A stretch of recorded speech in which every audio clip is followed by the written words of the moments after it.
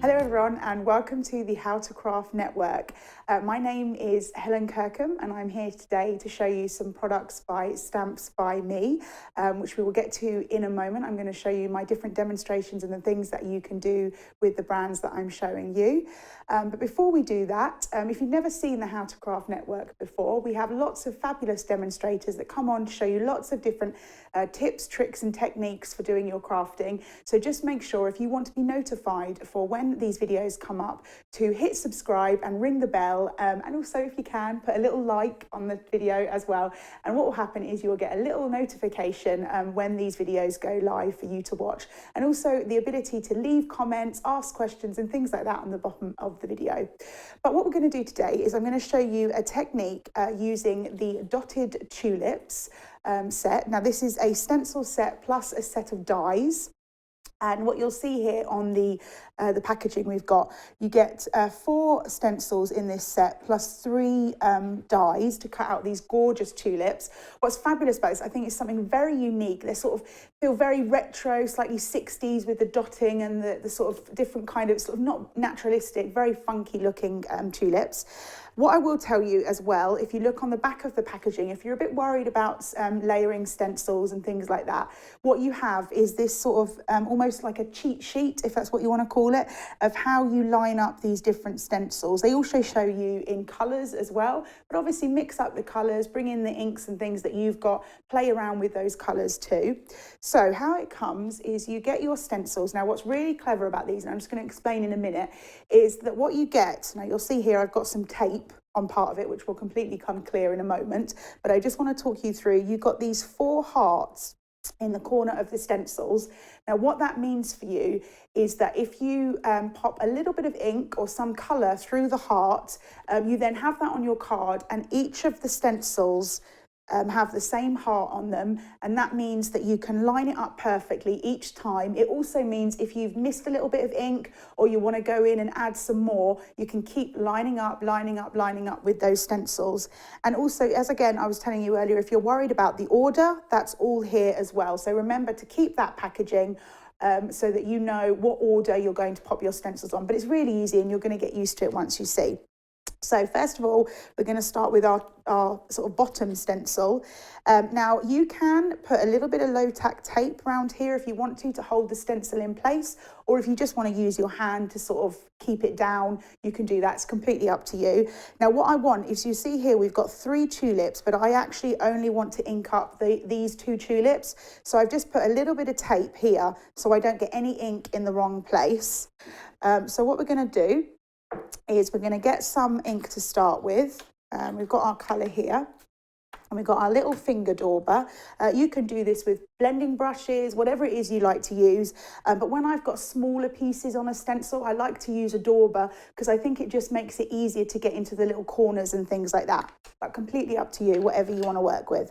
So we're just going to load up our dauber here with some of this nice pink ink, and I'm just going to put a little bit in the corner so that I know where to go. So you'll see here, if I just lift this up like so, I've got a little bit of a marker to be able to see where I need to layer up the stencil. With this, obviously you've got 4 hearts, so if you need all 4 you can, but I'm just going to line that up with just the one. There we go. And then what we're going to do is we're going to go in and start adding the colour. Again, you've got several layers here, so don't worry too much about making sure that you've got full coverage, because you're going to be going over these with other colours as well. But I just like to go in and make sure I got lots of ink on my dauber and get that down.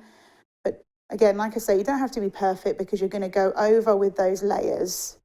So I'm happy with that one. I'm just going to move on to the next one. I'm just anchoring the stencil with my hands to make sure that they don't move. And also actually, because I've covered this one, because I'm not using it, that's kind of helping me as well to keep things in place, which is really good. Washi tape's a great thing for when you're doing stencils and things like that. So we're just going to go around with our dauber. If you wanted to do it with a brush, you can. But like I say, when it's a slightly smaller stencil, I like to do it with this. You can just make circular motions if you want to get all those pieces covered. Now, what I would recommend when you're finished, just take a look, glance and see if you see a little bit that maybe is slightly paler than the other, and go in and fill that space in. So I'm happy with that. I'm just going to close up my ink. What we're going to do, we're going to remove our stencil like so. Just, there we go. And what you want to do is then just clean off this ink from that stencil. And then we're going to move on to our next colour. Now, as I said, these are not particularly naturalistic images. They're quite sort of funky, unusual images. So really think about playing with different colours that don't necessarily go together, or, you know, really bright colours work beautifully with this kind of stencil. So what I'm going to do is I'm going to bring in my next stencil here. So we've got this one. And again, like I was saying, if you get confused or worried, you've got the images on the front and on the back to know exactly which stencil goes next. So you have that option to do if you need to. So I'm going to bring my stencil in. Again, I've blocked off the part that I don't want, and I'm just going to line it up with my heart. And what you'll see, as I was saying to you earlier, is you can still see some of that darker pink through the stencil, and that's because we're going to be overlaying this. This is a really sort of layered stencil where you're going to be going over with different colours. So I've got my sort of purple here, and I'm going to go in with the purple. And again, I've got my dauber, I've loaded it up with the ink, and I'm just going to go over the top.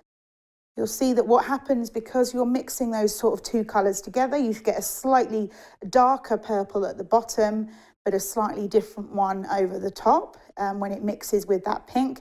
It's also quite nice as well, if you want to, is to kind of leave a little bit of the pink showing through. You can do that, just almost gives you that sort of light and shade. And then we move on to this one. And again, I'm using my fingers as that anchor to hold that stencil in place. Just be careful not to get anything on the side, not too worried, because we're going to use that die in a moment to cut that out, but I just find that easier. And if that's worrying you, or you're a bit unsure and you don't want to get any excess ink where you don't want it, you could always put a little bit of washi tape down the side. And then we're going to go in with our ink again on those leaves here. Just keep adding that ink, loading it up if you need to. Obviously, the more ink you put down, the darker the colour's going to be. So if you want it very pale, you could always go in and do it something like that, give it sort of a curved look. But I want to have a really solid image. So I'm just going to go in like so. And there we go. And what I would always do, as I suggested on the previous one, I just take a look, make sure I've not missed any, or I feel that it needs to go slightly darker on a little bit just before I move that stencil. But if you find that, you know, you've taken it off and you wish you'd added a little more, you've got that little heart as your guide. So pop the stencil back in and re-ink. So then we're going to move on to the next colour. I'm just going to pop that down. So we're going to take our stencil off. Very simply, again, not pulling too hard because you've got that washi tape holding that in place. And then we've got this stencil here. So again, we're going to line up our heart. And again, you see some of the purple shining through on that one. And I'm just going to use my washi tape just to hold it in place. And this time I've got a slightly purpley pink here. And we're going to bring that in. And just go through slightly, not too dissimilar to the colour we used before, but it kind of, in my opinion, it kind of having that purpley pink and the purple kind of draws those three together, because that purpley pink works as a sort of middle ground. And again, because we've got these nice thin stems here, it's good to use that dauber to be able to get in all the little places. You can use a brush, but personally I would use that for the slightly thinner pieces. Use that dauber, you've got a little bit more control. So we're going to go over the top, and you will find that this is a slightly lighter colour, so that purple is still going to shine through because it's a much darker colour, but that's going to look stunning when you finish, all those colours almost sort of mixing together. Go, and I'm happy with that. Just take one last look to make sure I haven't missed anything, and I feel like I haven't, so I'm going to remove my stencil. There we go. It really starts to come together once you see all those pieces. It's very sort of, I don't know, it feels like when you go to the cinema and you've got those 3D glasses. It's really sort of cool in that way with the different joining of those colours. And then this is my final stencil here. And I'm going to line that up, put that in place, and just make sure it doesn't move. And now what I'm going to do is I'm going to bring in a grey to kind of accentuate those stripes and those dots. You could go darker, you could go in with a black or something like that, because obviously they've got those nice bright colours to work with, so you want to be able to see the dots and things. So think of a slightly darker colour for these stripes and circles, dots, sorry, so that they come together.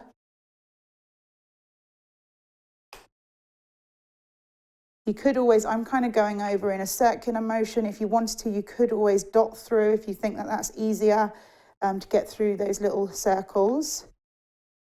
There we go, we just keep going around.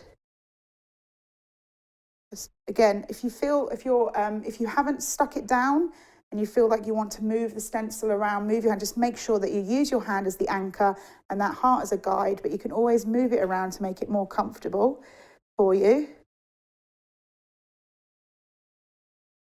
And then we're just going to do the final dots here, making sure it doesn't move. And I think I need to do a little bit more down here.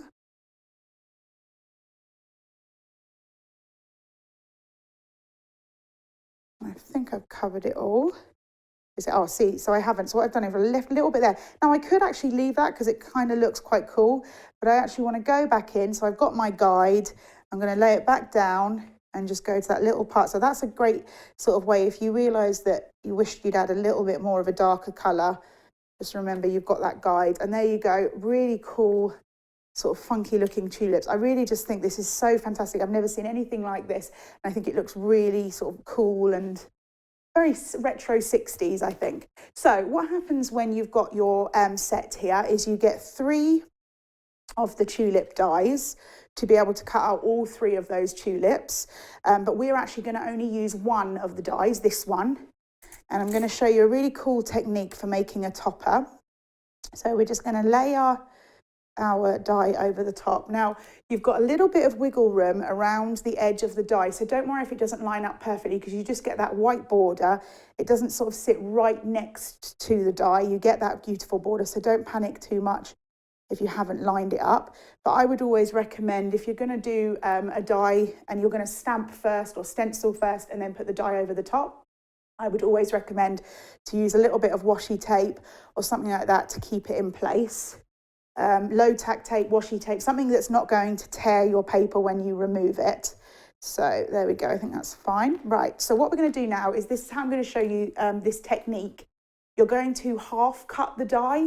You're not actually going to die cut the whole thing. So first of all, what I want you to do is take a ruler and a pencil, layer it over the top, and find sort of the halfway point of the die. It doesn't have to be perfect, just sort of the halfway point, and put a little bit of a pencil mark. Oh, there we go, a little bit of a pencil mark there and a little bit of a pencil mark there. These will go away. You'll see in a moment that these will disappear, these pencil marks, in a second when we cut it. But you just need that little line as a sort of guide, because you're going to get your die cutting machine and you're actually going to pop it like this. You're going to put the die in like so. And so you're going to line it up with the pencil marks so that when it goes through, there's no pressure. Because how a die cutting machine works is that the plates that you use on a die cutting machine are creating pressure, and they are pushing the die into the paper, and then that's how it comes out, the pressure. So if your die has not got the plate over the top, there's no pressure there, so it's not going to cut it out. So what you need to do is make sure, that's why you've got the pencil mark, because you're using that pencil mark as a line, and then very like hold it quite steady so it doesn't move, and we're going to send it through like so, and you're just going to send the die cut machine through like so. When it goes through, it's taking a second because it's not happy that you've got that bit, but there we go, it goes through. She says, go on, take it. Hang on a second, let's see, why is it not taking it? It should do. Here we go, let's just try again.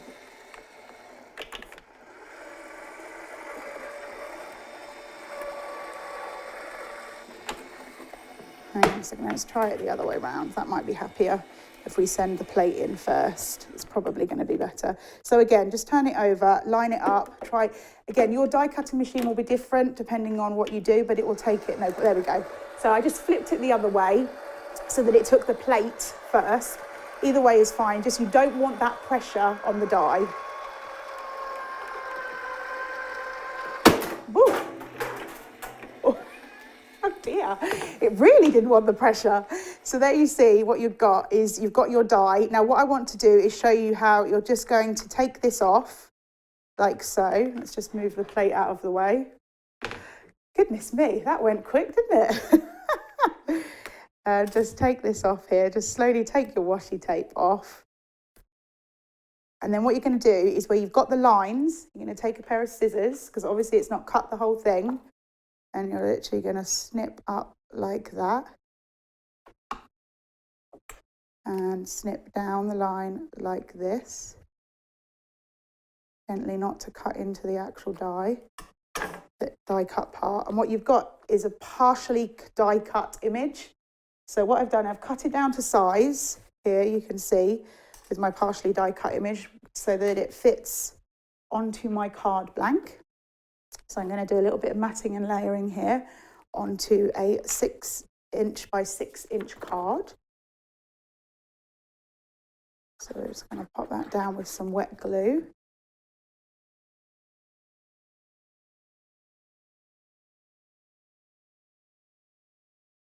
Like so, and then we're just going to line this up like that so you get a little bit of the border and a little bit of the card. I think what I'll do is put that on with some foam tape to kind of build that up.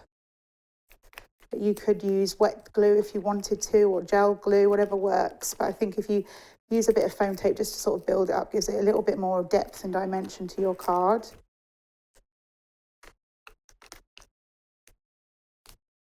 There we go.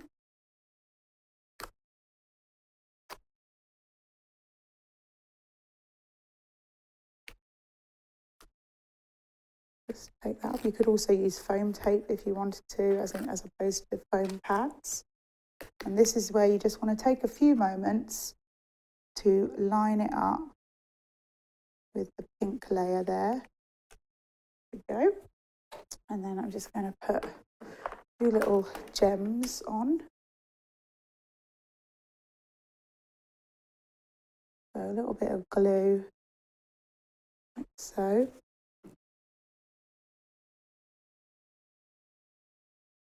If you like to add pearl drops and things to your cards, I would recommend one of these pick-up tools. It's really easy to use and makes it much easier to pick up the gems. There we go. So we just get those out of the way. Oh, got gems everywhere. They all want to be in. We'll move those over. And then I've got a little sentiment here to go in place there. These are from the Stamps by Me washi tape sentiments, which I actually think the black ones on here work beautifully with the colours. Although we used grey, it's kind of a dark grey, so it works beautifully together, and that's why I've got the sort of black of the gems as well. And then I'm just going to bring our card in. Just make sure I've got it up the right way. Can't tell you how many times I go to put a card on the wrong way. If you do that, just say that you're making a new shape of card. So we're just going to use some wet glue on the back of our card here. Just gives me a few minutes to move it into place.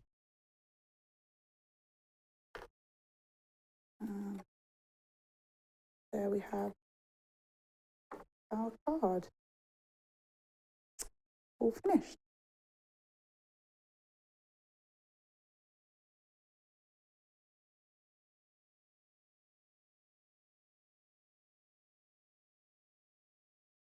Okay, so very easy. I think what's wonderful about this is a kind of unique way of die cutting, not cutting the whole thing.